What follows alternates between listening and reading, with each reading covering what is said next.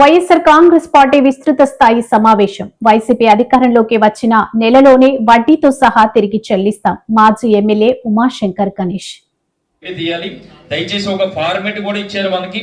మరి ప్రతి వాటిలో కూడా ఈ ఫార్మేట్ ఉంది.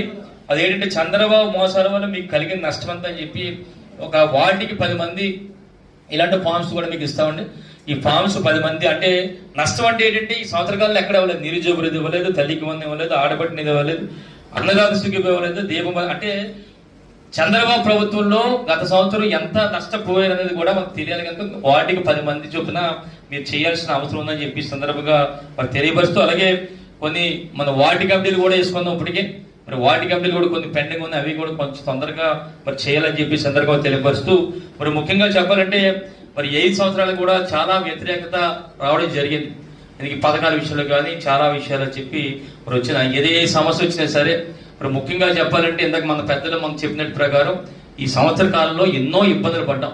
ముఖ్యంగా రోడ్ల కంటే మున్సిపాలిటీలో ఇందాక పెద్దలు చెప్పినట్టు కరీశ్రీని గారి పైన ఇల్లు పడగొట్టడం కానీ, కన్నగారి ఇల్లు పడగొట్టడం కానీ, అలాగే కరీసీను అల్లంపల్లి ఇసులపై హత్యా ప్రయత్నాలు జరగడం కానీ, చాలా మంది కేసులు పెట్టడం కానీ, ఇసుక పట్టుకున్న వాళ్ళ మీద 3 మీద కూడా ఏకశివప్రసాద్, రామకృష్ణ గారు, నాయుడు గారి మీద ఇసుక పట్టుకున్న వాళ్ళ మీద కేసు కానీ, మరి అక్రమంగా కేసులు పెడుతున్నారని చెప్పి మనందరూ కూడా ధర్నా చేస్తే మనందరి మీద సుమారుగా 41 మంది మీద కేసులు కూడా పెట్టారు. అంటే ఈ విధంగా ఈ సంవత్సర కాలంలో మనం ఎంతమంది కూడా చెప్పాం చాలా సార్లు మనం. ఎందుకంటే 2019 నుంచి 2024 వరకు మనం ఎమ్మెల్యేగా ఉండే అధికారులు ఉన్నప్పుడు కూడా మనం ప్రశాంతంగా మన పథకాలను చేసేవాళ్ళం. ఎప్పుడైతే అయ్యన్న పాత్రుడు మన జగన్మోహన్ గారు తిట్టడం మొదలెట్టాడో అప్పటి వరకు కూడా నేను ఎవరిని తిట్టివాడిని కదా, నాకు తిట్లు కూడా రావు.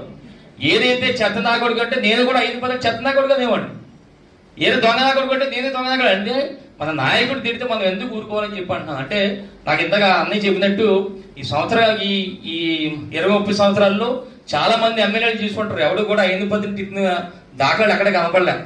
ఏదైతే జగనన్న తిట్టారో తట్టుకోలేకే మనం తిడుతున్నాం. ఇప్పటికీ కూడా ఈ సంవత్సర కాలంలో చాలా పాఠాలు నేర్చుకోని చెప్పి ఎంతమంది చెప్పాం ఈ సంవత్సరం. ఎందుకంటే హత్యా ప్రయత్నాలు, దాడులు, అక్రమ కేసులు చాలా పెడుతున్నారు, అన్ని కూడా నోట్ చేసుకుంటున్నాం. ఇంకో 4 సంవత్సరాలు 4 సంవత్సరాలు కూడా పాఠాలు నేర్చుకుంటామని చెప్పాం. గతంలో చెప్పాం, మన నియోజక సమస్య చెప్పాం.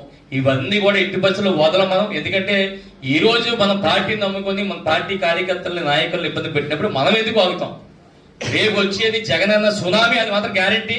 వచ్చినప్పుడు మాత్రం ఎట్టి పరిస్థితులు కూడా చెప్తున్నాను, నెల రోజుల్లోనే పాఠాలన్నీ కూడా అప్పచెప్పేస్తాం. ఎట్టి పరిస్థితులకు వడ్డీలతో సహా మాత్రం గ్యారెంటీ.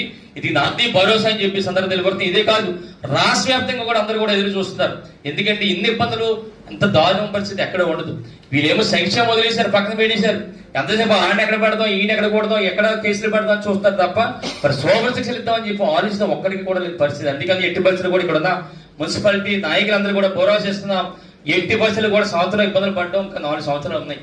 పడదాం, ఇబ్బందులు పడదాం, కేసులు పెడితే పెట్టండి, జైలు పెడితే వెళ్దాం, కానీ మాత్రం నెల రోజుల్లో మాత్రం వడ్డీతో సహా మాత్రం ఇచ్చే బాధ్యత నాకని చెప్పి సందర్భంగా మీ అందరికీ పట్టు ఇచ్చే కార్యక్రమం చేస్తా అని చెప్పి సందర్భంగా తెలియపరచడం జరుగుతుంది. అందుకని ఇందాక మన జమీల్ అని చెప్పినట్టు మరి వాటిల్లో మరి ఇందాక కూడా మనం ఎవరెవరు వచ్చారు ఎందుకంటే ఒక అంచనా కూడా రావాలి మనకి. ఎందుకంటే వచ్చే ఏడాది మున్సిపల్ ఎన్నికలు రాబోతున్నాయి. అందుకని ఏ వార్డులో ఏం చేయాలని దాని ఒక ప్లానింగ్ ఉంటుంది ఉద్దేశం మీద మరి మొదటి స్థాయి మీటింగ్ కనుక పెద్ద స్థాయి మనం పెట్టాం కనుక ఆ వార్డులో ఏం చేయాలి, ఏ విధంగా చేయాలని చెప్పి ఎలాగా పెద్దలు జమీల్ గారు ఉన్నారు కనుక మనందరూ కూడా ఒక కమిటీ ప్రకారం ఆ వార్డులో ఏం చేయాలని దాని మీద రాబోయే రోజుల్లో ప్రణాళిక ప్రకారం వెళ్ళాలి. ఎందుకంటే వచ్చే సంవత్సరం మున్సిపల్ ఎన్నికలు ఉన్నాయి కనుక దయచేసి వార్డులో ఉన్న ప్రతి ఒక్కరు కూడా పార్టీ నాయకులందరూ కూడా మరి కష్టపడి పనిచేయాలని చెప్పి సందర్భంగా తెలియపరచడం జరుగుతుంది. అలాగే వార్డు వైజ్ కూడా మీటింగ్లు కూడా పెడదాం. ఆ వార్డులో కూర్చుందాం, వార్డులో నాయకులతోని నాకు వార్డులో ఉన్న కమిటీ అందరితో కూడా రేపు రాబోయే రోజుల్లో చేసే కార్యక్రమం చేద్దామని చెప్పి సందర్భంగా తెలియపరుస్తూ, ఒక్కసారి చివరిగా మన జిల్లా మీటింగ్ చాలా మంది వచ్చారు. మీ అందరూ కూడా అమర్నాథ్ గారు మాట చెప్పారు. అమర్నాథ్ గారు అంటే మంత్రిగా పనిచేశారు, అలాగే మరి ఇప్పుడు జిల్లా పార్టీ అధ్యక్షులుగా పనిచేస్తున్నారు. నాకంటే దగ్గరగా మరి జగనన్నతో బాగా సన్నిహితంగా ఉంటారు. ఆయన ఏం చెప్పారంటే 2019 నుంచి 2024 వరకు కూడా జగనన్న అక్కడ బట్టక్కడికి పథకాలన్నీ కూడా వచ్చాయి.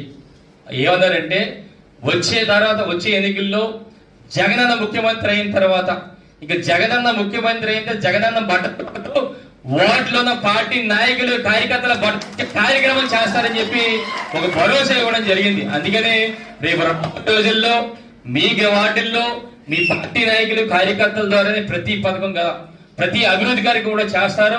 ఎందుకంటే ఈ మధ్యకాలంలో చూసాం మనం జగనన్న ఏ విధంగా ప్రతి స్పీచ్ కూడా ఏ విధంగా ఉందో చూసాం. పార్టీ నాయకుల గురించి కార్యకర్తల గురించి ఏ విధంగా భరోసా ఇస్తున్నారో ఏ విధంగా ఆవేదన పడుతుందో చూస్తున్నాం. అందుకని రేపు రాబోయే రోజుల్లో ఎట్టి పరిస్థితులు కూడా వార్డులో ఉన్న ప్రతి నాయకుడికి ప్రతి కార్యకర్తకి కూడా మంచి భవిష్యత్తు ఉంటుంది, మంచి ప్రియారిటీ ఉంటుంది. మీ ద్వారానే పథకాలు వస్తాయి, మీ ద్వారానే అభివృద్ధి చేస్తా అని చెప్పి మరి మీ ద్వారా అందరికి కూడా భరోసా ఇచ్చి